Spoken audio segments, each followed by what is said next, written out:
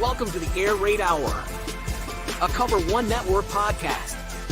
Here are your hosts, Judge Mathis and Tilt Money. Welcome in, ladies and gentlemen, to the Air Raid Hour presented by the Cover One Sports Network and Picasso's Pizza. Right off the bat, we've got a bunch of people in the comment section. Mark K coming in saying, "Good evening. I love this show. Great info." Mark, thank you so much for listening. We really appreciate that. We really appreciate all the views and the listens and the people commenting in the comment section. Just do me one favor. Make sure not to repeat anything you hear on this show to anyone at work or to family, because I'm pretty sure like 89% of the stuff that comes out of my mouth is made up, like just completely fictitious.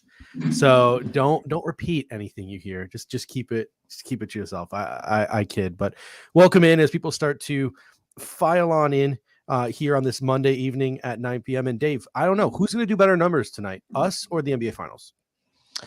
I mean, clearly us. I mean, the finals are over, right? It's 3-1. I mean, it's shoo-in. Like, it's clear Erik Spoelstra needed LeBron to win those titles. I mean, I will say this, just a little aside. Erik Spoelstra gets a lot of hate, and he's actually a pretty good coach in the NBA. Like, for a guy to get made fun of a lot over his time, he's not a bad coach.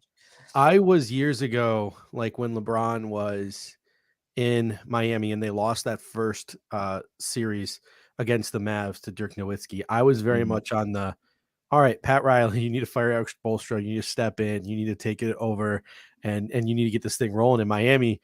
And Pat Riley was like, nope, Erik Spoelstra's my dude, and he's been there for a decade, and he's over a decade, and he's done extremely well for himself. I wish Miami put up a little bit more of a fight. Maybe they are. I don't know. I haven't had a chance to check the score, but should be interesting. We had a second comment coming in here saying, I think Vaughn, Jordan Phillips, Tommy Doyle, and DeMar Hamlin all start on PUP to help preserve our roster depth. And that's actually going to be the topic of our show tonight. We're going to jump right in a moment, is we're going to make our early 53-man roster projections, and you guys can follow along with us in the comment section. You can make your own predictions and make your own comments in the comment section as we go along. But it's interesting, right? DeMar Hamlin has practiced already. To my knowledge, Jordan Phillips and Tommy Doyle have practiced already. So they are technically back from their injuries. So those three guys cannot go on the PUP list because technically they have, unless Phillips and Doyle haven't come back from their injury, but I know DeMar has. So you really can't. Those guys are going to be on the roster come training camp. They're going to be out there in practice, to my knowledge, at least Hamlin, and I'm pretty sure Phillips and Doyle as well. The interesting one that you brought up, though, was Von Miller, because Von Miller made some interesting comments yesterday via Ryan O'Halloran of the Buffalo News. He says that his ACL is fully healed. He says he is now transitioning back to football work. He does not expect to start camp on the PUP list. What are your thoughts on this update from Von Miller?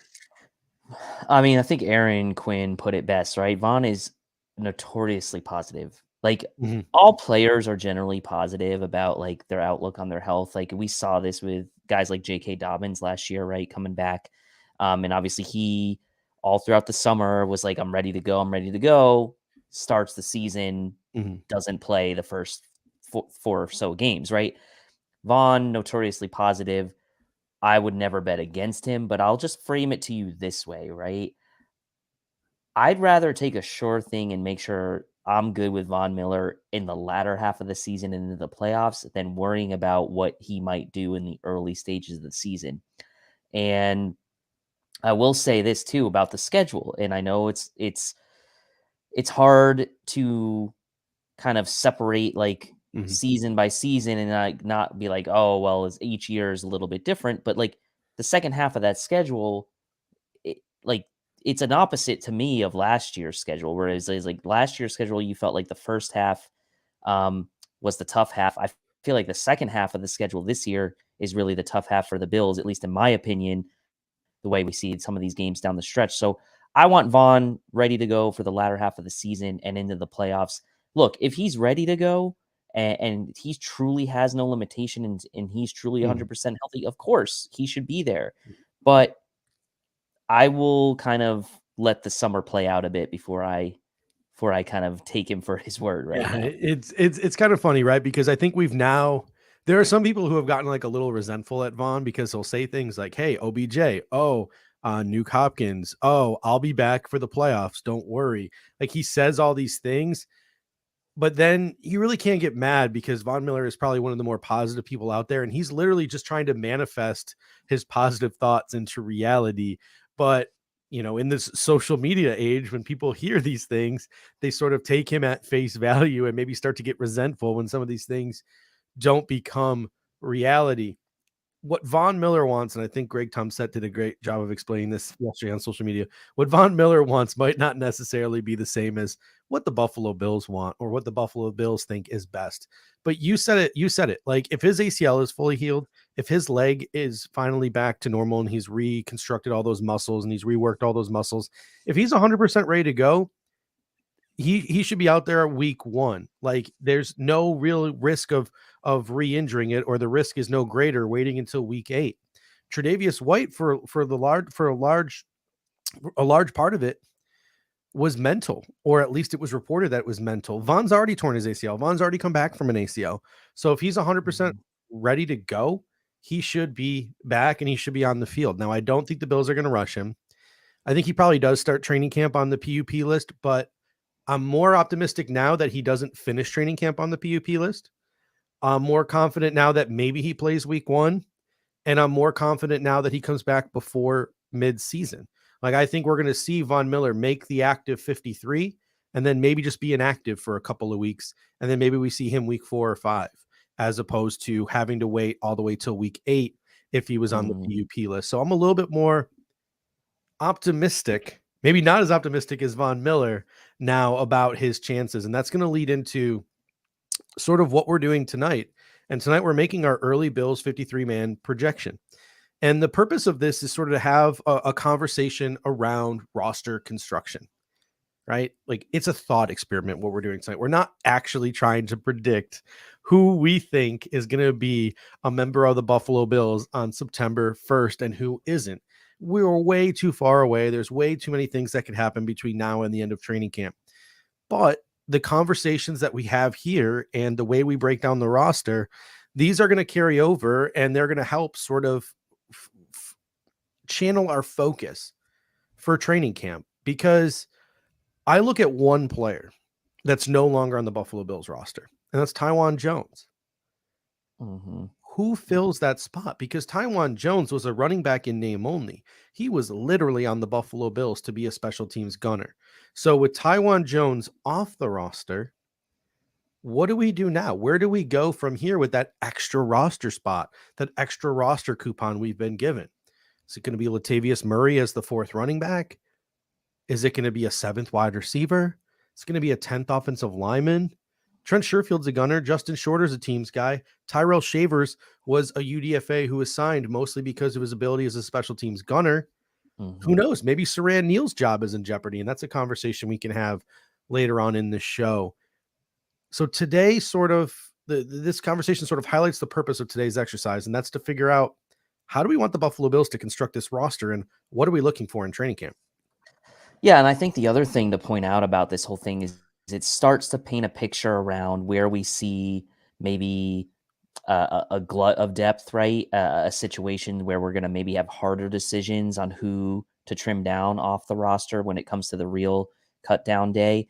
And it also may highlight certain positions where there is a clearer path for some of the, later round draft picks or UDFAs to have a legitimate shot to make the team. So even more so than anything, it starts to help us kind of frame where the roster has maybe its best depth and maybe where it has its worst depth, right? In a sense, I remember 2 years ago, we racked our brains all summer over which defensive linemen the Bills were going to keep that year that they had like F.A. Obata and Mario Addison and like all those guys. And like, that was like such a prominent topic of conversation. So this is kind of the first step into seeing like, okay, well, where are the tough decisions maybe going to be made on the fringe areas of the roster? And so it's really just kind of starting that conversation. I can tell you right now, I have a feeling it's going to get not heated because me and you don't ever get heated with each other, but it's going to get interesting when we get to offensive line, because there is a lot of there's a mix of veteran guys who have been there and done that in the National Football League. You know, they might not have done it like really all that well. And there's some younger guys who you might not want to lose if you risk them to the practice squad. So things look interesting when we talk offensive line. Defensive line is again going to be super interesting, sort of coming full circle again and having that conversation. But before we get started this evening, this show is presented by Picasso's Pizza, 4 great locations in Williamsville, West Seneca, Lancaster, and Blaisdell. Buffalo Pizza since 1980. You can order online at picassospizza.net. And if you're an out-of-towner like us, you can even get it mailed to your home. And I can tell you from experience, it's just as good as getting it fresh from the restaurant. Again, that is picassospizza.net. All right, let's jump right into it. And we're going to go through just position by position. And we're going to talk about who's on the roster, who we think is going to make the 53-man roster, where we think maybe the training camp battles are. And we're going to sort of peg some players that we think are practice squad candidates. Before we jump into the offense, we jump into quarterback. I think it's pretty safe to say, Dave, that Tyler Bass, Sam Martin, and Reed Ferguson are all safe as the Bills' 3 core special teams players. So we can each start sort of our roster 53-man tracker. We can already start at 3 because I think we can all agree that those 3 are locks, correct? Yeah, I would definitely agree with that. Yep. No competition for Tyler Bass. He just signed his extension. Sam Martin got a pretty nice deal as well. And Reed Ferguson probably going to be the long snapper in Buffalo until he doesn't want to be the long snapper in Buffalo anymore. So let's start at quarterback. Josh Allen is obviously QB1. Then there is Kyle Allen, which is sort of a step down compared to some of the backups we've had in recent years. And then there is Matt Barkley. So only 3 quarterbacks, all veterans. Traditionally, the Buffalo Bills only carry 2 quarterbacks on the 53, but there is a new rule to consider this year. And that new rule is you can dress a 3rd quarterback and have them not count against your game day 46.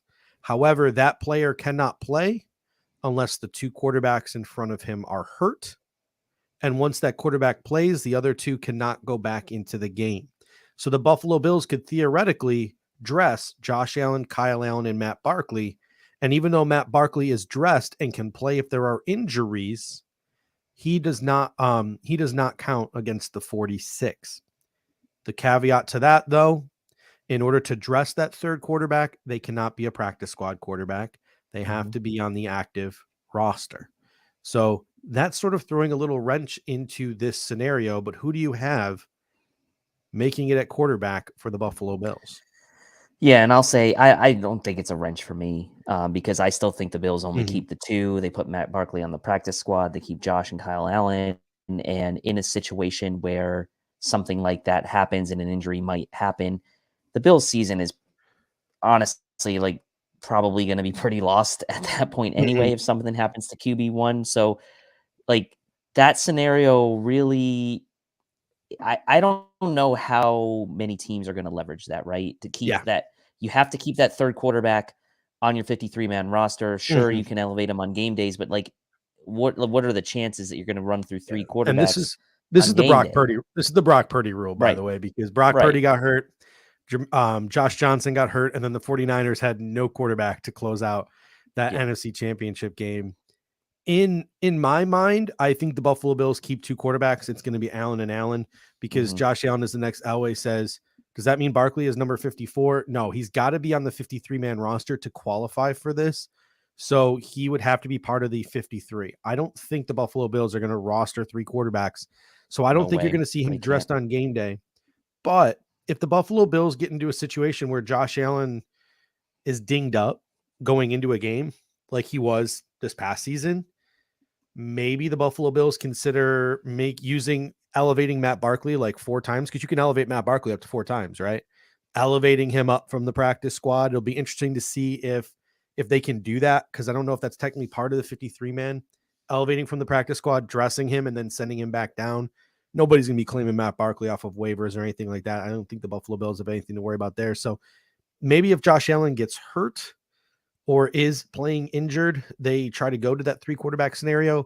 But even then, I think it'll be a practice squad elevation, not a 53-man roster spot. So we're both in agreement that it's going to be Allen and Allen on the 53-man roster, 2 quarterbacks. Yep, I'm in agreement. Yep. And Matt Barkley is going to be holding the clipboard on the practice squad.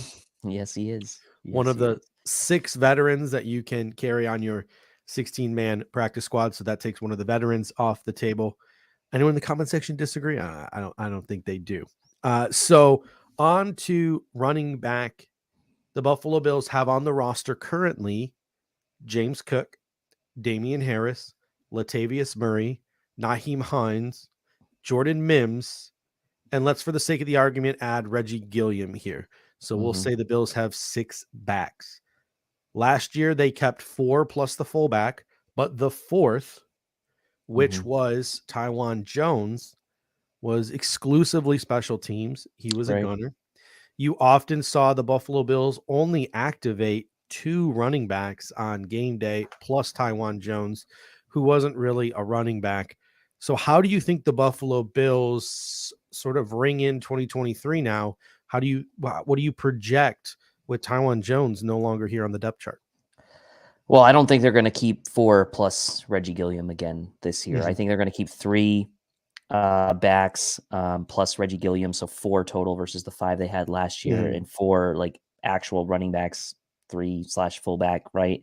And I think it's going to be James Cook, Reggie Gilliam, and then kind of out of the 3 of Damian Harris, Nyheim Hines, Latavius Murray, you're likely going to get 2 of the 3. So, I mean, for my very initial projection, I had Cook, Harris, and Hines with Gilliam as the 4th, Latavius Murray on the outside looking in for now, just because I really, at this point, feel like Hines is going to be the primary return man, at least going into camp. We'll see what maybe Khalil Shakir or someone like that has, a say in that or whatever. But I think this is an opportunity, like you put a really good term on it, the roster coupon, where you don't have to carry that extra guy just for special teams, because we'll get to that later. But so, yeah, for me, I think it's just 3 running backs plus Reggie Gilliam. So 4 total. It's interesting, right? Because a lot of people look at sort of Latavius Murray as the handcuff to Damian Harris, Nyheim Hines as the handcuff to James Cook. Nyheim Hines is probably going to be on the roster because of his kick and punt return abilities, whereas Latavius Murray was signed late in the process. He's an older free agent. You could probably get him onto the practice squad. I'm actually going to take a different approach here, and I'm in my projection going to roster 4 running backs plus Reggie Gilliam, James Cook, Damian Harris, Nyheim Hines, Latavius Murray, and Reggie Gilliam. And the reason I'm doing that is the Buffalo Bills will probably make one of those guys inactive every week, either Murray or Harris, or, maybe even if Deontay Hardy is returning kicks and punts, maybe even Nyheim Hines could be inactive from time to time, depending on the matchup. Someone said in the comment sections, well, go cut Reggie Gilliam. Reggie Gilliam was not used a lot down the stretch last year, but when he was used earlier in the season and when he's been used in the past under Brian Daboll, he was super effective. And I don't know why the Buffalo Bills went away from Reggie Gilliam last year and got so heavy into the 11 personnel. I do think the Buffalo Bills are going to put an emphasis on being more traditional this year, running more 12 personnel, running more 21 personnel, having a fullback on the field, having 2 tight ends on the field, not as many 5-man protections as they had last year, because that got the Buffalo Bills into some trouble with just 5 guys blocking. So I think you're going to see some heavier bodies on the field. It's not going to be permanent. It's not going to be everything we do, but I think there will be more of an emphasis on it, especially towards the latter half of the season. I think the Buffalo Bills are going to try to run the rock more traditionally. I think Latavius Murray has a role in that, especially later in the season as the weather turns. And I think Reggie Gilliam has a role in that as well. So I'm straight up using my roster coupon here on another running back, and that running back is Latavius Murray. Latavius Murray has bounced around the league the last 3 or 4 years. When somebody's running back gets hurt, their first call is going to be to Latavius Murray, because he just seems to be able to blend in wherever he goes. Oh, New Orleans, your running backs are hurt. Cool. I'm going to go be successful there for you. Baltimore, your running backs are hurt. I'm going to go be successful for you. Oh, Denver, Javonte Williams went down. I'm going to come be serviceable for you. Other teams around the league see that. If Latavius Murray is sitting on the Bills practice squad and somebody has a running back or 2 go down, Latavius Murray could be the first call, because he just seems to be able to blend in and just go wherever. So to me, I would rather keep him on the 53-man roster, even if we don't see him until November, December, just because I want to have him there as insurance. What are your thoughts on that?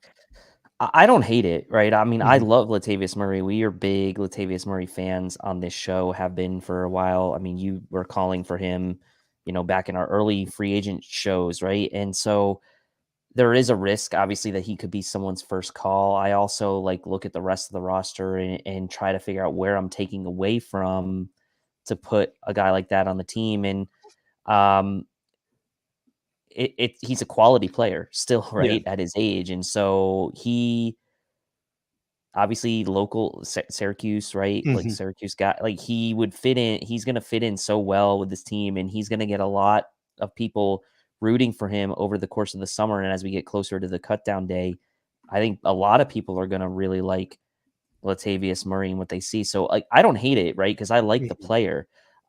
What I just struggled with in this exercise was just trying to find where to take away from, because I was already struggling to take Yeah. away from some spots. So look, I don't hate it. I Yeah. like that you went that direction. And I'm in agreement with you too. This was not an easy decision. So I went through the roster and I put like my locks first. And then I went and he was definitely probably the last guy I inserted onto the roster. It really came down between him and I'm not going to get too far. It came down to him and a defensive player who also I had a hard time cutting because I feel like the Bills are going to have a hard time cutting this player. So it does get super interesting. You do get super into the weeds with it.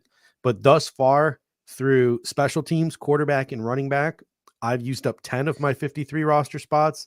You've used up 9 of your 53 Mhm. roster spots. I will say this. If the Bills do cut Latavius Murray, I think it's a lock that he's on the practice squad if he wants to be there and he doesn't get snatched up.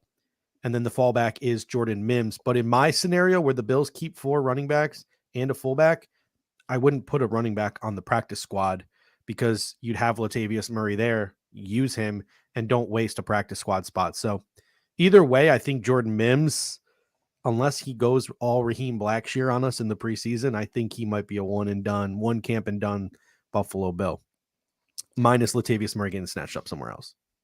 Yeah, which is a shame because I do like Jordan Mims a Mhm. lot, but I think you're probably right about that. Guess what? The Buffalo Bills will draft a guy in the 6th round next year, or they will sign a guy as a UDFA next year, and you will love him just as much as Jordan Mims. Probably, I promise you. probably so. Probably so. Look at me being the voice of reason for once Yeah. when it comes to loving these late round prospects. All right. Next up is another tough one because you have that roster coupon still. So you could go all wild here and maybe go 7 wide receivers, but the Mhm. Buffalo Bills currently have at wide receiver Stephon Diggs, Gabriel Davis, Khalil Shakir, Deontay Hardy, Trent Sherfield, Justin Shorter, Marcel Aitman, Keyshawn Johnson, Des Patman, Isaiah Coulter, Tyrell Shavers, Brian Thompson, and Jalen Wayne. So they have Mm. 13 wide receivers. They're likely going to cut more than half of them. Who do you envision being the 6, 5, 7 to make the cut at wide receiver?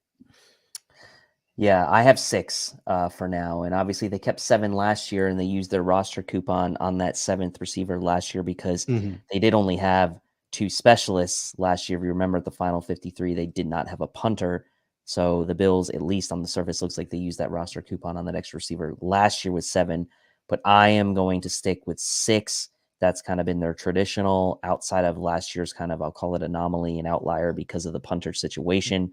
So for me, it's going to be Diggs, Davis, Hardy, Shorter, Sherfield, and Shakir would be the 6 that I'm putting in my projection right now.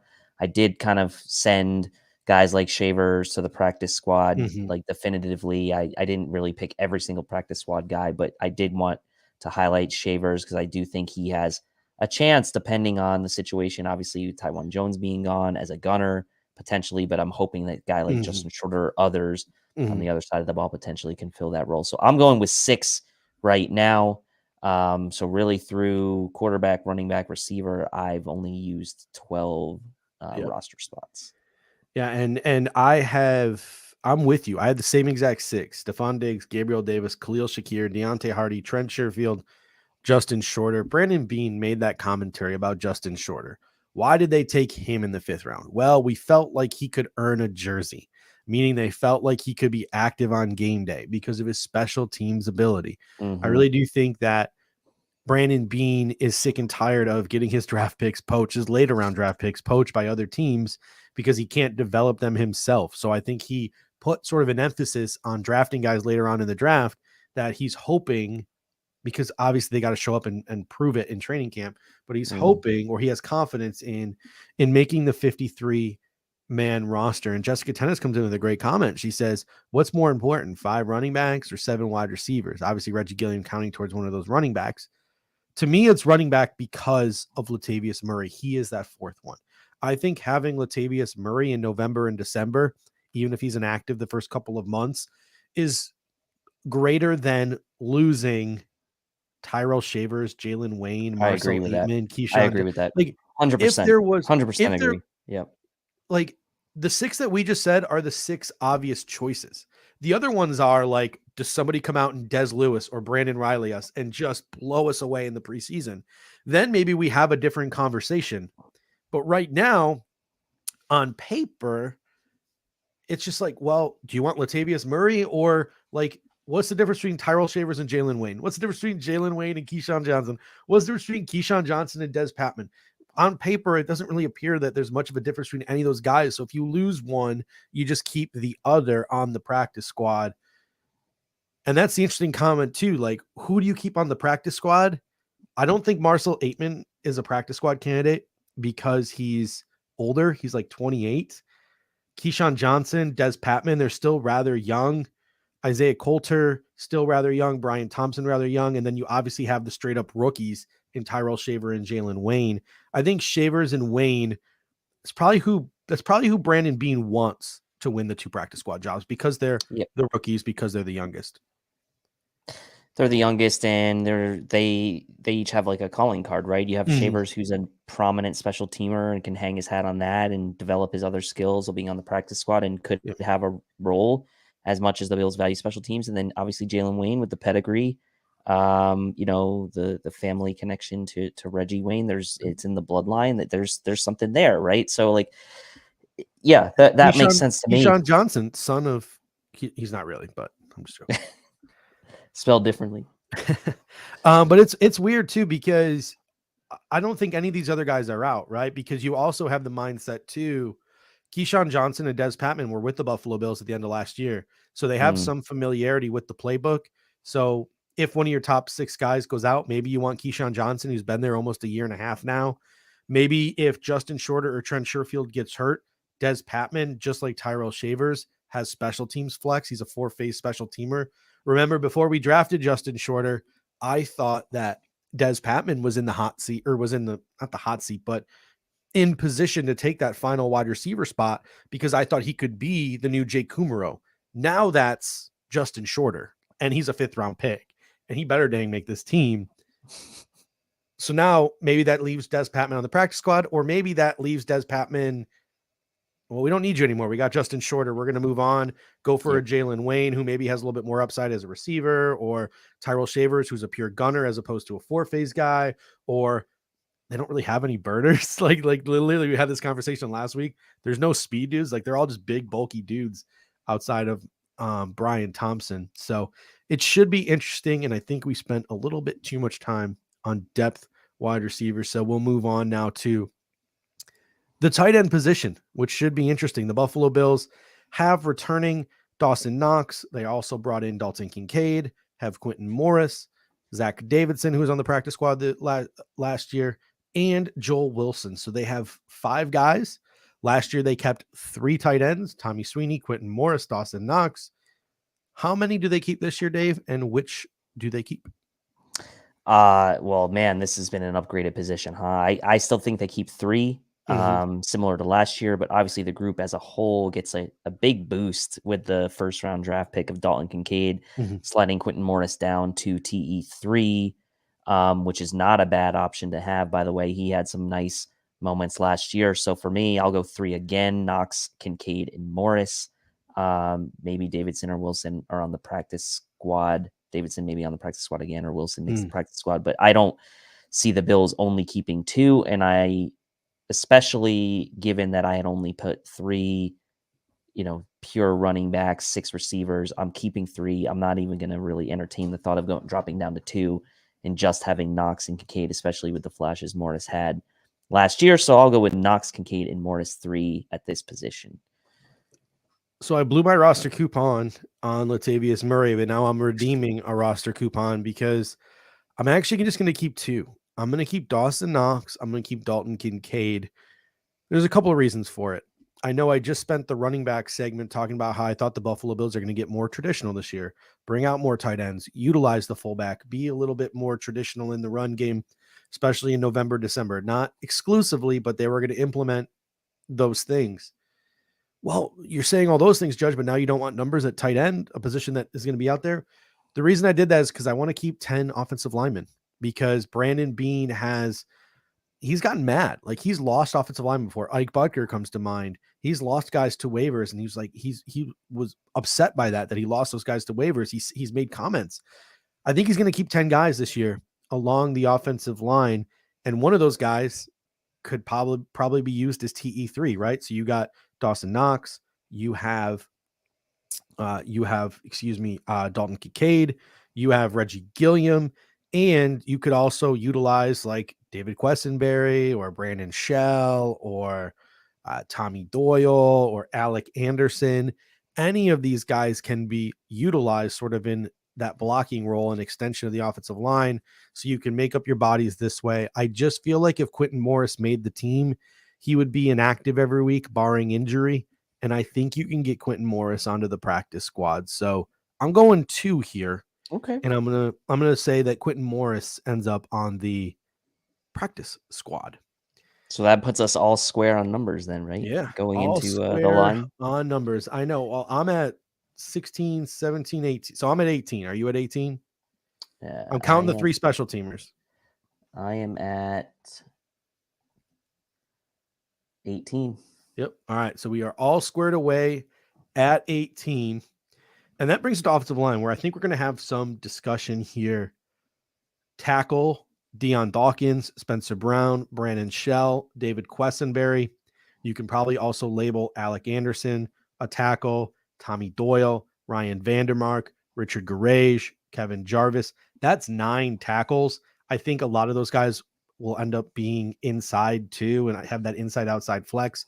You know how Aaron Cromer likes to move them around. At guard, you got Connor McGovern, Osiris Torrance, Ryan Bates, David Edwards, Ike Butker, Nick Broker at guard, Mitch Morse, and Greg Manx at the traditional center spot. 17 dudes, traditionally 8 or 9 make the team. I already said that I'm going to go 10. How many offensive linemen are you keeping? And then who are the 10 that you're keeping? Well, I'm only keeping 9 for now. Okay. I misspoke there. I assumed. and I will say the 10th for me is a guy that I had a clip on in the draft process and was very supportive of. And he has some position flexibility, but as a 7th rounder, I feel like there's a chance you can get him on the practice squad, and that's Nick Broker. I didn't quite have him making the final 53 as much as I really wanted to, but this is where I really felt I had to take away from at the end when I was doing my final trim down. So I ended up having 4 tackles, 4 guards, 1 center, only 1 center because I have Ryan Bates kind of being the de facto backup center. I don't have Greg Manx on the roster. Dawkins, McGovern, Morse, Bates, Brown, Doyle, Edwards, Torrance, and Quessenberry are the 8 plus Morse at the center. So that's 9. So 4 tackles, 4 guards, and the center, and Bates being kind of the de facto backup center. I didn't love where I landed with the offensive line, just for everyone's reference. Like, I wanted to kind of find a way either to get Nick Broker on, or maybe even to get a guy like Brandon Shell on the roster as another tackle. I don't know what's going on with Tommy Doyle. If he's practiced, you mentioned he's practiced. Is he a candidate to start on pup? I don't know, right? He tore his ACL in week 3 last year. I don't really know what his situation is. I tried to find, news on him. Can't really find a ton of information on him. Maybe there is, and I just missed it. But yeah, I wanted to keep 10, but I ended up only going with 9 for this first prediction. Yeah. I went with 10. I think most of them won't surprise people. I think my 10th one will. Dawkins, Brown, and Shell are going to be my three main tackles. Deion Dawkins, Spencer Brown, you have as your left tackle, your right tackle. Brandon Shell, you have as your backup right tackle. My guards, Connor McGovern, Osiris Torrance, Ryan Bates, David Edwards, and Nick Broker. I went with 5 there. And then Mitch Morse as well. So I have my I like your group. I have my like 9 there, and then I slid my 10th in. Wait, did I do a math wrong there? 1, 2, 3, 4, 5, 6, 7, 8, 9. Yep. So I got one more. So my tackles are Dawkins, Brown, and Shell. My guards are McGovern, Torrance, Bates, Edwards, Broker. My center is Morse. My 10th is going to be Alec Anderson. I think Alec Anderson might crack that final roster spot. Guard, tackle, flex. I think he's the type of athlete that Aaron Cromer likes to work with. If it's not Alec Anderson, it could be Tommy Doyle. It could be David Quessenberry.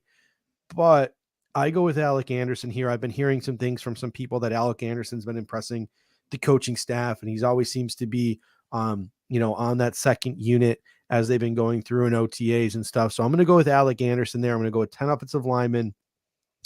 There's a ton of people here who says, in their opinion, Doyle should start on PUP or Doyle should start on PUP.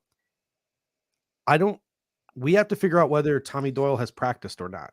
Because if Chris Tommy is saying Doyle has been practicing in full, then he's ineligible for PUP. You can't put him on PUP.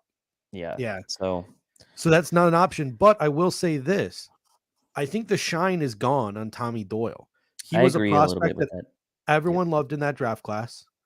He was a late round pick that everyone adored in this fan base. What has he done?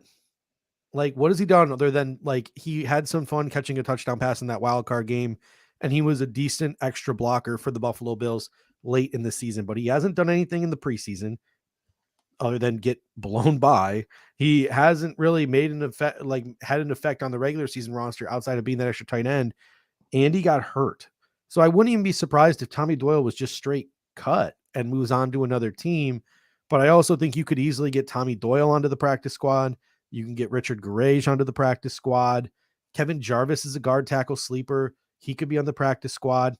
David Quessenberry, honestly, the Bills got him late in free agency last year. The Bills got him late in free agency this year. If he gets cut, maybe he could be a veteran exemption on the practice squad. Ike Butker, another guy. The shine is off of him. He was a solid guard, but then he got hurt and hasn't stepped on the field really since. So he's another guy you could probably sneak as a veteran addition to the practice squad. And you could have guys like David Quessenberry and Ike Butker on your practice squad in case guys get hurt. Now, the argument can be made that you're not developing any guys because those guys don't have a very high ceiling. I get that. But also, if you want to protect Josh Allen and you're in this window, you want probably as many veterans as possible. Yeah, I agree with that. And I like the group you put together. I kind of went a little bit more, I guess, what I would imagine is going to be the heading into camp de facto kind of depth chart. But I like kind of where your head's at with some of these guys, especially Anderson. Look, I like some of the comments in the comment section. One from Tony Doyle, put up or shut up. And you're right, the shine being gone on him. And I think there is a little bit of Doyle's one of those guys who there's an odd love affair with him for a lot of people in Bills Mafia. And I'm not necessarily one of them. I did put him on my roster, but it wasn't because I love Tommy Doyle and think he's some amazing prospect. It was just the tackle room is not great. When Brandon Shell kind of stands out as a good depth option, that's it's not super comforting to me, to be honest. So. And Josh Allen's next Elway comes in and says the league is desperate for even below average offensive linemen. Some will claim Quessenberry and Butler. I don't disagree with that logic, but also you could make the argument, then why did no one sign them? When they were free agents, they were both free agents and they both came back to Buffalo on 1-year minimal deals. Chris Jenke says that the Quessenberry's contract suggests that he's making the team. My guess is he probably got a pretty decent, maybe signing bonus. I'm not 100% sure on what that signing bonus is. I did originally have Quessenberry in that Alec Anderson spot. I just felt like being a little spicy because I was a little bored with my 53-man protection, but that would make sense. If you had Dawkins and Brown, you have your left tackle and your right tackle. Brandon Shell, I don't think he has left tackle flex. And even though I don't think David Quessenberry is a good left tackle, You might want that left tackle insurance in David Questenberry in that Alec Anderson spot. I mean, I'm looking at over the cap. A post June 1st cut for Questenberry is only $900K in dead cap and only $700K in real savings. Yeah. So, like, the Bills theoretically could cut Questenberry and really not. They could cut him, but with $900K, like they could keep him as well too. So it'll be interesting. And like I said, if Deion Dawkins gets hurt, knock on wood, who's the left tackle? Like, that's a legitimate question. It's not Brandon Shell. Is it Spencer Brown? So maybe it is David Questenberry. Maybe you have your traditional backup left tackle and David Questenberry. Hey, David, you're the backup left tackle. This is all you focus on. We want you to be the best left tackle you can be in case Deion Dawkins gets hurt. Hey, Brandon Shell, you're going to compete with Spencer Brown. You'll probably lose to him because we're going to favor him. And when you do lose to him, we want you to be the best right tackle you can be in case he gets hurt or he blows it in the regular season. So maybe the Bills do look at Questenberry and Shell as a straight left tackle, straight right tackle sort of backup. And those are two solid veterans. They're not great, but they're solid veterans, especially in today's age. And compared to some of the backup left tackles and right tackles on other football teams, that's pretty solid if they do go Shell and Questenberry. But I got 10 offensive linemen. You got 9. So I am back in the lead with 28, and you've only used 27. And we're through the offense, and we are through the 3 core special teamers. And that leads us now to defense. And this is where it gets interesting because we got Von Miller to talk about whether we think Von Miller is going to go on the PUP list, whether he's not going to go on the PUP list.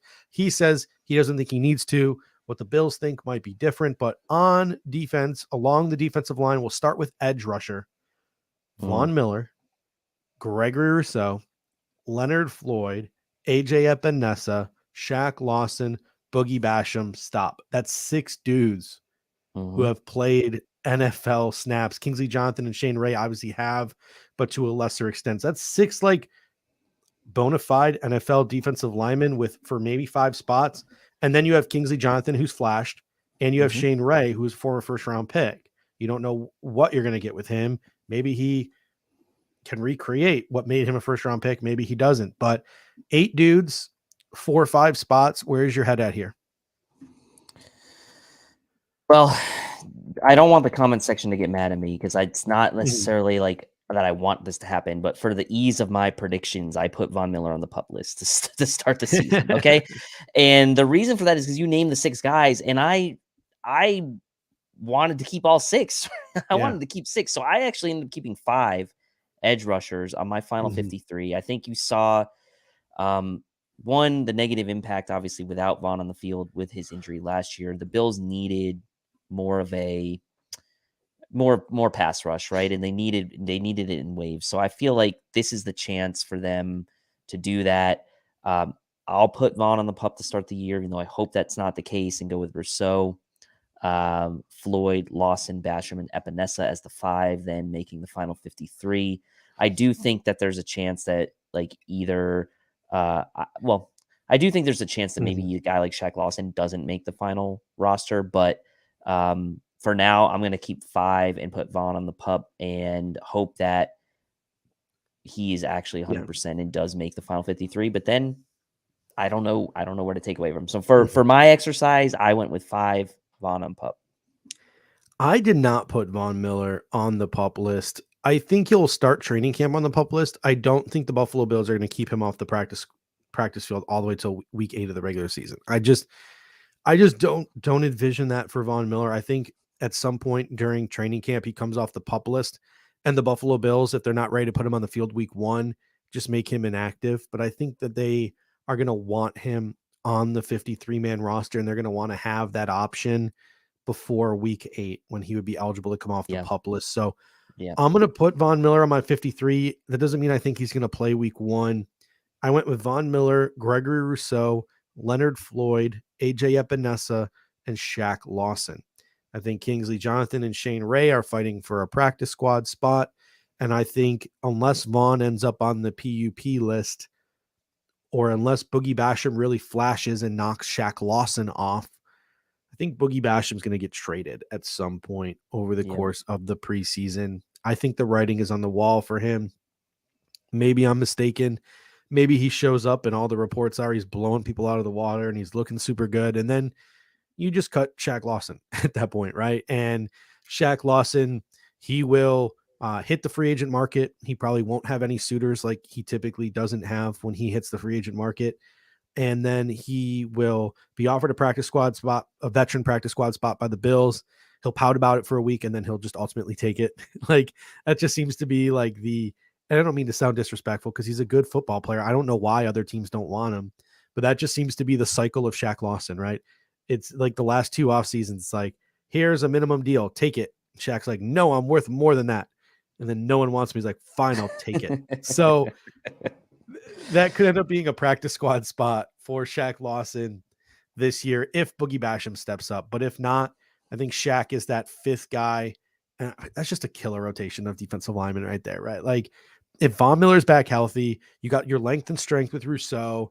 It looked like AJ Epinesa was rounding into form. You got another bendy edge guy in Leonard Floyd. You got another length and strength guy in Shaq Lawson. Like that's just a solid group of edge rushers.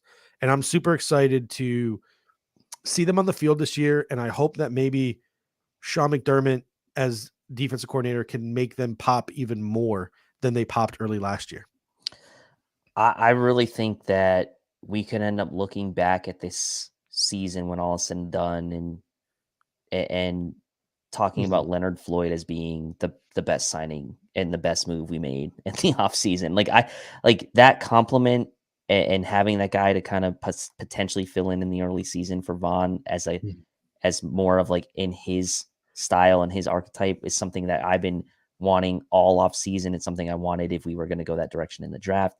Signing Leonard Floyd was such a nice move, I think. And having that rotation with Von back and having those top 3 of Floyd, Miller, and Groot, and then having the waves of guys like Epinesa and Basham and/or Lawson behind that. I mean, that is potential to be really potent. And I think the Bills realizing how important that pass rush is and willing to invest that $7 million plus in Leonard Floyd for this year. I'm super stoked about this group now. All right, moving on to the interior now. This is also, it kind of gets interesting because the first 4 seem like they're probably set in stone, but then that's leaving a 5th guy off if you don't carry 5 defensive tackles. And are you going to carry 5 defensive linemen? It's a question I'm about to pose to you. Ed Oliver just signed his extension. Daquan Jones, he's your 1 tech heading into a contract year. Poona Ford is your backup 1 tech who can also play 3 tech. He's in a contract year, signing that 1-year deal. Jordan Phillips comes back. He's more of a traditional 3 tech. Tim Settle, hopefully he is a 3 tech this year and not playing 1 tech like he was last year. He's on that restructured 1-year deal. Then you have Ilianku, Cortez Broughton, DJ Dale, Cameron Klein, Kendall Vickers. A lot of bodies. The practice squad conversation might be more interesting than the active roster conversation, but are you going 5 or 4? Because if you go 4, there's at least going to be one polarizing name that you leave off here. I'm going 5. And this is, I guess, where I decided to kind of to bolster, right? Seeing what happened with Von going out, seeing what happened in that Bengals game with the Daquan going out, seeing sort of how the injury to Jordan Phillips affected, like it was just a snowball effect when the injuries occurred on this defensive line. So I know you put 10 offensive linemen on yours. I'm putting 10 defensive linemen and going with 5 defensive tackles and going with Jones, Oliver, Ford, Settle, and Phillips as the 5 and having the 5 and the 5 plus Von on the pup, really 11 if we're, 10 or 11, however you want to look at it. But yeah, I'm going with 5. That's interesting too, because I agree with what you say. I would prefer them to keep 5 defensive tackles and keep Tim Settle. And Tim Settle's contract, like there's a dead cap hit too. If you cut him with the way he was restructured, it's decently significant. It's not significant, but it's not insignificant. It's kind of somewhere in the middle there. I'm not 100% sure on the exact number. That's my fault. I should have put it in the notes and I didn't. But Oliver, Jones, Poona Ford, and Phillips are the 4 that I went with because I think those are the 4 best ones. Tim Settle kind of disappeared, but you're right. Like one of these guys gets hurt. I would like Tim Settle there because then maybe Tim Settle gets back into his Washington Commander or Washington football team form. And I don't think you're going to get Tim Settle to the practice squad. And you're starting to run out of how many veterans you can carry. if I was 3.8 million dead cap hit on Tim Settle cutting post June 1st. So, and 5.1 if you cut him now. So, yeah, I don't think he's getting cut. This is tricky now. Yeah, I just like 3.8. Bean's not going to eat 3.8. I think I got to cut Latavius Murray. Yeah, I think that's why I did this, man. Because like when we get to the linebackers, it's going to be some of the same conversation. Here's the thing. I would cut Tyler Matakevich to keep Tim Settle. There's dead cap on him. I'm going to have the entire Cover One group chat telling me how important special teams is to get bent. I would keep 5 linebackers and cut Tyler Matakevich. That's me personally. I know the Buffalo Bills' entire salary is dead cap. There's no cap savings if you cut Matakevich. I know this year, but it's not even that. It's like what, 1 million, 2 million. It's 2, I think. It's around 2. It's less than 3.8. Let's see. I'll tell you what it is. All right, I'm sticking with the 4. It's May. 1.8 post June 1st. It's June. 1.8 post June 1st. I'm sticking with my 4. Plus another 670 next year though if you cut Matakevich and dead cap. So all right, so he's not getting cut. Here's Tim. Oh, this is tricky. I'm sticking with my 4. I'm taking the dead cap hit on Tim Settle. Maybe they can trade Tim Settle. It'd still be 3.8, but you at least get a draft pick back. I'm gonna stick with my 4. Ed Oliver, Daquan Jones, Poona Ford, and Jordan Phillips, but I kind of regret that, but I don't have the time to fix this on the fly and rethink what I'm doing. So I probably lean to what you're saying, but I'm going to keep what I have. And that leads us to the linebacker conversation now, which is another tricky one. Chris Jenkins says cut Spector and Klein. I don't know if you cut Bale on Spector. You redshirted them all last year just to cut them. I don't know. Very minimal, very minimal cap hit, dead cap. I'll say this, and we're starting the conversation with linebacker. Yeah. Spector is the only one financially that it would make sense to cut. Yeah. It doesn't make sense financially to cut Dodson. It doesn't make sense financially to cut Matakevich. It doesn't make sense financially to cut either of those guys. Now, Klein is not on my final list. Traven Howard, it doesn't minimal. Traven Howard as well. No. So for me, it's Milano, Bernard, Williams, Dodson, Matakevich, and Spector. I have 6 because the Bills kept 7 last year, and they traditionally keep 6. Yeah. Did they keep 7? I thought they had 6 last year. Well, they had 7. They had 7 once they signed Klein. They had 7 to finish the season. Which true. You remember me blowing a gasket every week. The fact that we were carrying 7 linebackers. Oh, I know. And so Dodson and Matakevich look like on the surface guys that could be cut candidates, but then you go and look and you say, okay, Dodson has a $2 million dead cap hit no matter when you cut him. Matakevich's entire salary is dead cap if you cut him, and he has a dead cap carrying over into next year as well. So, like, those 2 guys are going to be on the team. So, financially, Spector is the only one that makes sense to cut. But like you said, you had him kind of redshirt last year, and I don't know. So, I have 6. It was, like, kind of annoying, but I have 6. Yeah, and Chris Jenke comes in and says, you start on Jordan Phillips on PUP and keep all 4. Again, I'd have to go through and really dissect some of those beat reporters' articles. If Jordan Phillips has even stepped foot on the field for any of the OTAs, or he does for mandatory OTAs this week, he's not eligible for PUP. So just like Tommy Doyle, just like Ike Butker, I don't know if he's puppable. That's a word that I'm making up right here. I don't know if he's puppable. He might be. He was hurt last year. He had that shoulder injury. Maybe he's not back from it, but I would doubt that he would go on the PUP list, and that shoulder wouldn't be good by the time the regular season started. Interesting comment here from Josh Allen is the next Elway. This rule came down after the Buffalo Bills signed Matakevich. This rule came down a year after the Buffalo Bills gave Siran Neal a boatload of money. I don't think Matakevich and Neal make it with the new special teams rules. You can now fair catch a kick at any point and have it brought out to the 35 or 25 yard line. It's that college football rule. So you don't have to return a kick anymore, even if it doesn't go into the end zone. So Tyler Bass, those little pooches he does to the 1 yard line, the returner can just fair catch it instead of trying to return it in the new NFL. A lot of people were up in arms. They wanted maybe the XFL rules. They didn't want that rule. They weren't very big components of it. So that's a great point, though. maybe on paper it looks like Neal and Matakevich are safe, but that NFL ruling came down after both of those contracts were signed. So, any thoughts on that? I mean, that's tough. I guess maybe we'll see a little bit in the preseason if that affects some of the Mhm. decision making. I would say, as far as cutting Saran Neal, like it's less than $1 million in dead cap. If you cut him post June 1, Yeah. you actually get 2.4 million in real savings Mhm. this year. Similar next year, about 500K dead cap and another 2.8 in real savings. So like Brandon B may look at that and consider Saran Neal to be, expendable. But we've thought that maybe that was the case before we got that extension. It's like the Bills value Saran Neal a lot. But from a financial standpoint, he is easier, I would say, to cut than some of these other linebackers. So it'll be interesting to see. I still have him on my final roster for now. Yeah. Christian comes in and says Phillips hasn't practiced all OTAs.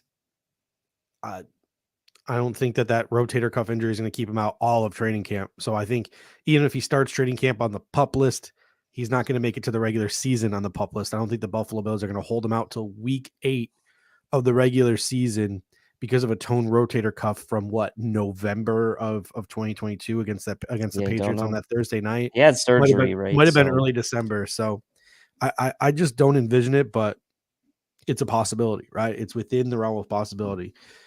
For me, I went with 6 as well, despite the fact that it pained me to do so. I don't understand why a team that uses 2 linebackers on the field needs to roster 6 of them. It befuddles me every day. I wake up every morning thinking about it, to be honest with you. It bugs me that much. You know that meme where the guy's laying in bed with the pillow, like staring away from his wife, and she's like, I bet he's thinking about other women. I'm like, no, I'm thinking about why it is the Buffalo Bills deem it necessary to roster 6 and sometimes 7 linebackers when 2 of them actually play defense.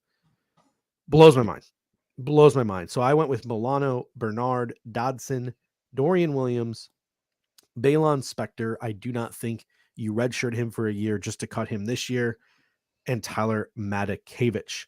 And that leaves AJ Klein and Traven Howard to duke it out for one of the 6 veteran roster practice squad exemptions. So that is interesting as well. And Chris, thank you. You're right. It's 4 to 8 weeks. So he could come back week 4. Still don't. It's the 4 weeks. And then you have the 21-day window to where they don't count against the 53. So it's like, in reality, it's kind of like 7 weeks. Yeah. If you want to use it. Yeah. I still, like, don't get me wrong. I understand what he's saying. I just find it hard to believe that Jordan Phillips is going to be sitting on an exercise bike for all of training camp because of a rotator cuff injury in December. Collecting that paycheck, man. I think if the injury was that serious, I don't think he would have signed a contract with the Buffalo Bills. I think the Buffalo Bills probably would have waited. But on to the secondary now. And this is where it gets interesting. Now we're at cornerback, and the Bills have a ton of corners. They added one last week in Cam Dantzler to go along with Trey White, Kaiir Elam, Teron Johnson. Yeah, I don't think we talked about that. Christian Benford, Dane Jackson, Saran Neal, Alex Austin, Cam Lewis, Jamarcus Ingram. So they got 10 guys for maybe 5-6 spots. Who did you put on the active roster? Yeah, so for purpose of this conversation, obviously I'm counting Saran Neal in the cornerback group. So I do have 6. I have Trey White, Kaiir Elam, Christian Benford, Dane Jackson, Saran Neal, and Taron Johnson as the 6. So really you have Taron Johnson as the nickel. You have Trey White and Kaiir Elam as your top 2. And then you have Benford and Jackson as kind of your second wave guys. Saran Neal, your special teamer, and Taron Johnson as your nickel.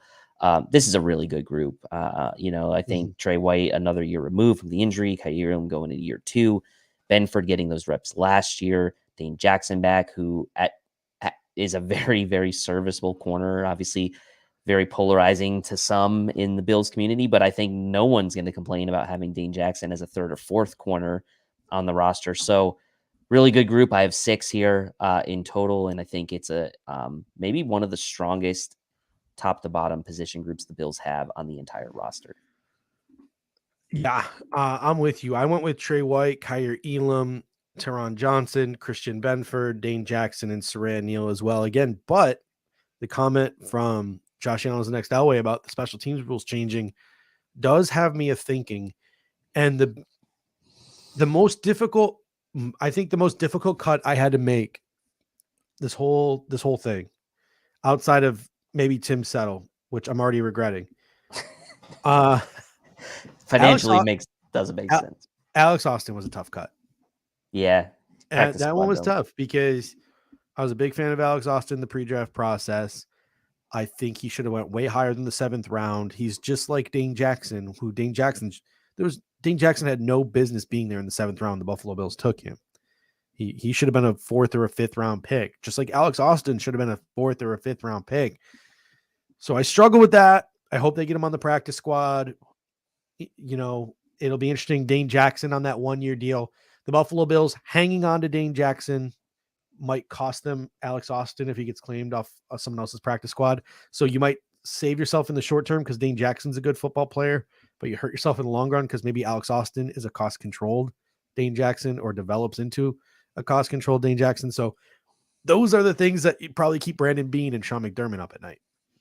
Yeah, but I don't think they're going to sleep over maybe losing an Alex Austin necessarily, given that they got what appears to be a gem in Christian Benford, who appears to be a lock to make the team, and Kaiir Elam coming in year 2 after the investment. So I think, as we've seen in the past, the Bills coaching staff, especially McDermott, has been able to coach up this group almost better than any other position group. And now with like a huge influx of talent top to bottom, like, I'm not going to lose any sleep over losing Alex Austin. I know we both liked him, but yeah, this is one where I'm going to just kind of try my best to put the emotions aside and be like, you know what, this group is really studly. So I'm good. I'm good with it. All right. On to the safety group now. To me, the 4 are obvious, but there's obviously some question marks surrounding number 4 here. Jordan Poyer, Micah Hyde. I can't believe those 2 players are back playing safety for the Buffalo Bills. Hyde after his neck injury last year. Poyer, we all thought he was gone in free agency. So Poyer, Hyde return. Taylor Rapp has been all over the field in OTAs, getting a lot of run, a lot of attention from the beat reporters. Another person getting a lot of attention, and for good reason, Damar Hamlin has returned to the field, has been practicing with the team. You also have Steady Eddie Dean Marlowe returning again. You have Zane Anderson, who was signed off the Chiefs practice squad when they cut him loose. And there's Jared Maiden, who formerly of the Jets practice squad, who's on the roster late last year after Damar Hamlin went down. So a bunch of players. I have the Bills keeping 4, and it's the usual suspects: Poyer, Hyde, Rapp, and Hamlin. How about yourself? Yep, that's my 4, and that kind of rounds me out to having 26 for defense, 24 on offense. I wanted to have it 25 and 25, but I went one more defense. And I like this safety group. I love the fact that Damar's back on the field. I love the Taylor Rapp signing. The only thing that really concerns me is like Micah Hyde to me is really your only true quote center fielder, safety, true deep safety, like that excels, I would say, in that. Rapp's more of an around the box type of guy, good tackler. I mean, he has graded out well decently in pass coverage over the years, but he's definitely more of like a box guy. And Hamlin isn't really that center fielder either. So it's almost like the Bills have 3 strong safeties and 1 free safety in my mind. But those to me are the 4 best, and I think they'll make the team. All right. That leads us now to the practice squad. This year, there are 16 players that can be on the practice squad unless things change. Up to 6 of them can have unlimited experience. Up to 4 can have 2 years or less experience. And you can have an unlimited number of players with under 9 accrued games in an NFL season. So essentially, the Buffalo Bills have 6 straight up veterans that they can add to this practice squad. I already made a change to my 53-man roster and went back with my tails tucked between my legs, and I put David Quessenberry back on the 53 and removed Alec Anderson. After that conversation we had, I changed my mind. So he's not going to be one of my veteran exceptions. I went with Matt Barkley on my practice squad as a veteran exception at quarterback. I went Tyrell Shavers and Jalen Wayne at wide receiver, Quentin Morris at tight end, Alec Anderson, Richard Garage, Tommy Doyle, and Ike Butker along the offensive line, Kingsley Jonathan at edge rusher, I kept DJ Dale as a 1-tech prospect to develop. Cameron Klein as a 3-tech prospect to develop. AJ Klein as a fail-safe linebacker. Alex Austin and Cam Lewis as DBs or corners to continue to develop Cam Lewis more, just to be sort of a viable plug-and-play guy for injury. And then I kept Dean Marlowe as your sort of steady Eddie veteran safety. So 6 veterans there, 16 in total. What did you go with for your practice squad? Yeah, and someone will have to fact check me to see if this is allowable, but I went with Greg Manx, Dean Marlowe, Ryan Van DeMark, Nick Brucker, Ike Butker, Matt Barkley, Latavius Murray, Alec Anderson, Zach Davidson, Richard Garage, Tyrell Shavers, Jalen Wayne, DJ Dale, Kingsley Jonathan, Alex Austin, Eli Anku, and Dean Marlowe. I think that gives me 16. I may have miscounted, but I think Anku might be a vested veteran. I don't know if he's got over 2 years, but you might have 7 veterans there. You might have to replace Ely with like another DT, but I think it's that's solid. fine. That's It's fine. solid. I don't care. Yeah, I mean he's oh, actually, you know what? He was 17, so sorry, take him off the list. Yeah, just take him off. Just take him off. I had 17 there, so take him off. Yep. No need for him. No need. All right. So we did it. We both made it to 53 alive. I only backtracked like 4 times. So that's a new record for me. But this was an interesting thought experiment, right? Like, and just being the roster construction nerds that we are, dude, I'm looking forward to some of these. Like, I don't know what's wrong with me. I don't know how I'm wired this way. I can't wait to watch the wide receivers duke it out for the practice squad spots. I can't wait to watch the defensive tackles duke it out for practice squad spots. I can't wait to watch Shane Ray versus Kingsley Jonathan. Like, these things are going to be fun in training tackle camp. Some of these guys. Offensive tackle line, for me, squad spots. Yeah. Yeah. I mean, like guard's pretty, I feel like, well set. If Nick Brucker makes the team, I'll be very happy. Yeah. But like tackle competition this year is going to be quite interesting. I'm going to be really zoned in on that because it's an area of concern for me. So, seeing Shane Ray and Kingsley Jonathan duke it out is great because there's like, it's low stress, right? You know, you have 4, 5, 6 other guys ahead of them that are going to be really, fine, but tackle is still an area of concern. I'm also going to be really interested to see how guys like Trey White and Kaiir Elam come into this camp under different circumstances, right? Trey White, a year removed, should be back to kind of hopefully his old self, and Kaiir Elam going into year 2. Those top 2 really excite me. So I'll be really excited to see that unit as well. It'll be really fun. Yeah, I put up this comment. Steve, you were putting your own emotions into the roster choices. I thought he was talking about me. He was talking to someone in the comment section named Steve. So I didn't, for the person in the comment section named Steve, I didn't mean to put you on blast on the main screen like that. I thought he was addressing me. I kept 6 linebackers, so no one can accuse me of putting my emotions. Because if they were, you would have had 3. All right. Time for our tweet of the week, and our tweet of the week this week comes from a guy that used to be over here at the Cover One Sports Network, and I actually have to pull up his name on Twitter because I forgot to write it down. I know his name, I just don't know how to pronounce it. AJ, how do you say AJ's last name? AJ. Do you remember AJ? My phone's not working. Of course, it's not. Was it like Sobolski or something like that? Yeah, AJ Sobolski over at Buffalo Rumblings. I apologize. I think AJ, that's how you say it. If I ruined your last name there, my phone just froze and couldn't pull it up. But AJ, he's over at Buffalo Rumblings now. He's got a new show, AJ's Analysis, that's going to be airing Thursdays at 8:30. Really good guy.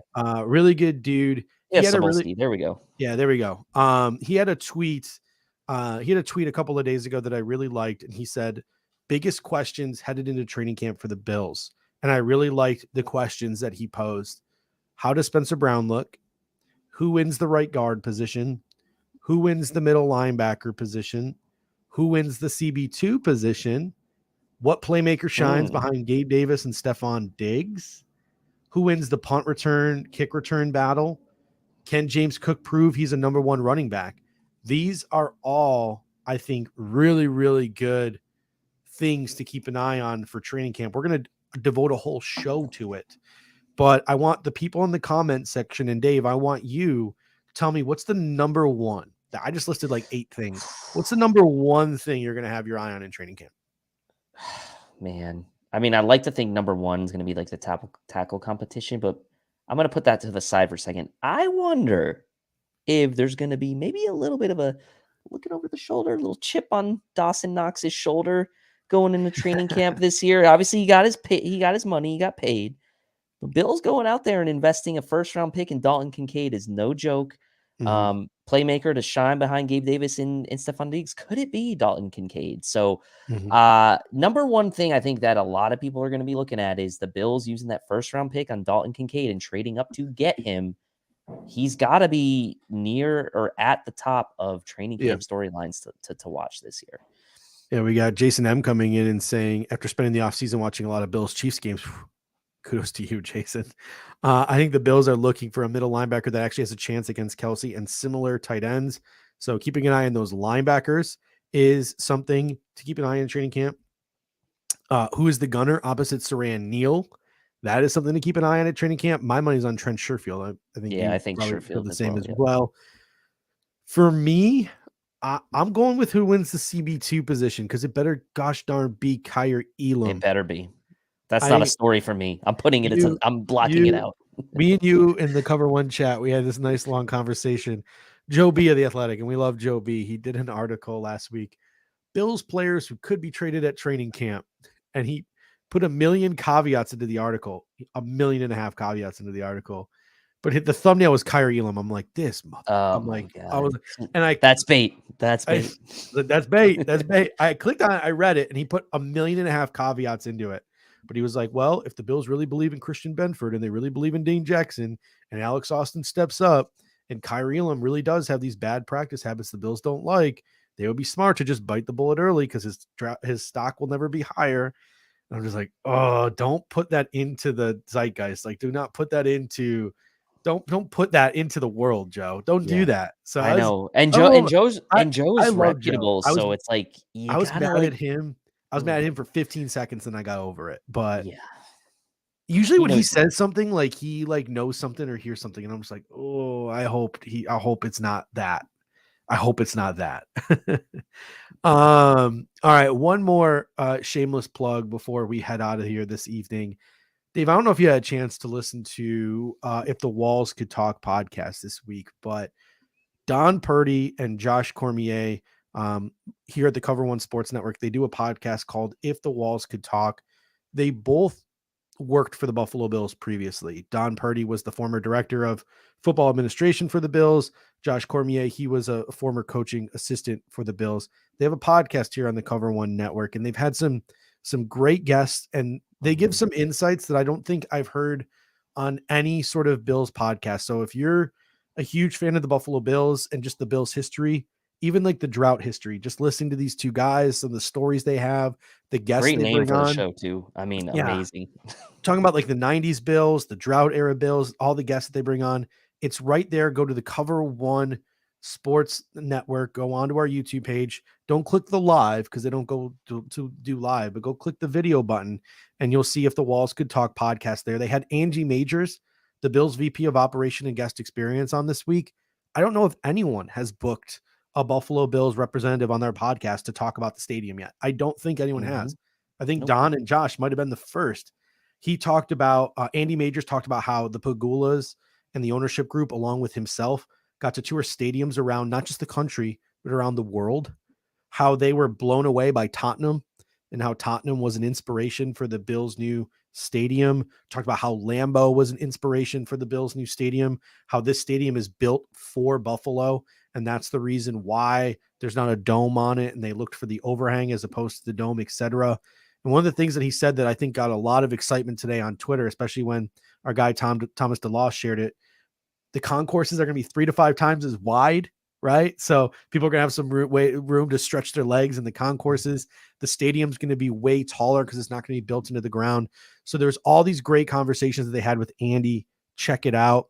The week before, they started a series where they're sharing sort of personal stories, like behind the scenes stories, because they were there under Bill Polian. They were there under Marv Levy. They were there under Doug Whaley. They were even there under for a time under Brandon Beane as well. So just telling some of the stories about how they came in, what it was like working for them, all those different things, some behind the scenes stories. They started that 2 weeks ago, and I think that's going to be a multi-part series. So they do a great job, and it's just such a unique and different podcast compared to all the different Bills podcasts out there. So if you haven't had a chance to give If a Walls Could Talk podcast a chance, check it out over on the Cover One Sports Network. Have you had a chance to listen to any of the last couple episodes? It's phenomenal. I mean, like people want clout, and people want like reputation, and people want to feel legitimate. Like everyone wants that, right? But these guys like did the dance, right? Like they were inside the building. And so I take a lot of I take all of what they say, everything as 100% like face value. Like that's what it was, right? Like there's just no reason to not listen to this if you want inside information on kind of how things operated inside those walls. And like I said, great name for the show. We're really fortunate to have these guys on the network, and definitely check it out. Yeah, I remember, Jason M comes in and says, I watched a ton of their podcast recently. They went through all the history of the Bills during the drought era when Don worked there, and they gave a ton of inside info. It was amazing. I agree. Like when I was growing up, I had a couple of friends whose parents worked for the Bills, whether it was like in the office or this or that. Like they worked within the Buffalo Bills front office, within the Buffalo Bills organization. So they would always like tell me stories. Oh, I heard this from my mom. I heard this from my uncle. Like I felt like connected. I felt cool. I'm like, oh, I know some things other people don't. And then Don and Josh are just sharing those stories for the world to hear. So like behind the scenes stories. So it really makes you feel like you were just connected to those teams, or you have, some inside knowledge, some inside scoops of those teams. So super cool podcast. I don't think those guys get enough shine. So I wanted to take 5 minutes need here to get more shine for sure, to give them some shine, because that is a podcast that I think a lot more people, if you're into that kind of stuff, I'm not going to force you. I'm not going to show up at your house and force you to listen, but if you're into that kind of stuff, it's super cool. And if you didn't know it existed, I hope you do now, and I hope you check it out. All right, Dave, any final thoughts before we head out of here this evening? No, we were talking about this before we went on the air. Like June's a tough month in the football realm, right? You have May where you're kind of like still talking drafts, some signings. July, you got the start of camp. So June's a tough month to kind of really figure out, what to talk about sometimes. So hopefully we have a few interesting topics lined up for you for the rest of the month, and before we go on our little 2-week break that we take in around 4th of July. But I'll tell you what, man, the Bills being at that 90 mark now and kind of going through this exercise tonight it's really got the juices flowing for me to think about this roster a bit more. So I'm excited. We're only a little over a month away from camp, so it'll be here before we know it. And I'm excited, man. Yeah, we got mandatory mini camp this week. Stefon Diggs will be there. All right, everyone take a deep breath. Stefon Diggs will be there. So it'll be really interesting to hear the press conferences this week. It'll be really interesting to see all the video footage that we can get from the beat reporters who are on hand this week, to listen to the various different podcasts, read the different articles. Keep it tuned in here to Cover One. They'll be going over it tomorrow on the Going Deep pod. They'll be going over it Wednesday on Disguise Coverage. They'll be going over it on Cover One Buffalo. Tom and DeLoss will be going over it Buffalo Late Night on Thursday. So Cover One's going to have you covered. Literally, I keep saying that every week. I need to stop. I need to think of a different shtick, but they got you covered all week. They'll be talking about all the comings and goings of mandatory mini camp. And then it's that long wait until training camp at the end of July. And we'll come up with some interesting topics to get us through. I think I already shared out some of the topics we'll be talking about over the next couple of weeks on Twitter. So you can check us out over at the Bills Guys on Twitter. I don't have it off the top of my head, but we got some good ones coming for you in the next couple of weeks. So thank you guys so much. Seriously, we really appreciate it. Almost 100 of you strong in here this evening on the live stream. I'm sure we'll get a couple of thousand of you on demand after the fact. We really do appreciate it. Only Bills Mafia has thousands of people listening to podcasts and vidcasts in June. You're all freaks just like us, and we love it. If you guys could do us a favor, if you could do us a huge favor, make sure that once this live stream ends, go back into the video and leave a comment in the comment section. It can be just a comment you had on one of our topics, a question you have, whatever. If you go into the video once the live stream is over, like it, obviously, and leave a comment. It helps us with the algorithm. It helps us get in front of more eyes. It helps bump us up on the list of the YouTube algorithm, and anything helps, and we would really appreciate it. Thank you guys so much. And until next time, Dave, go Bills. Go Bills. Thank you for watching tonight's episode of the Air Raid Hour. Make sure to hit that like button on the way out. If you are catching the show on demand, leave a reply in the comments section and we will respond over the course of the week. You can always listen to every episode next day on all major podcasting platforms, including Apple Podcasts and Spotify, by searching Air Raid Buffalo. Thank you for your continued support, and as always, go Bills!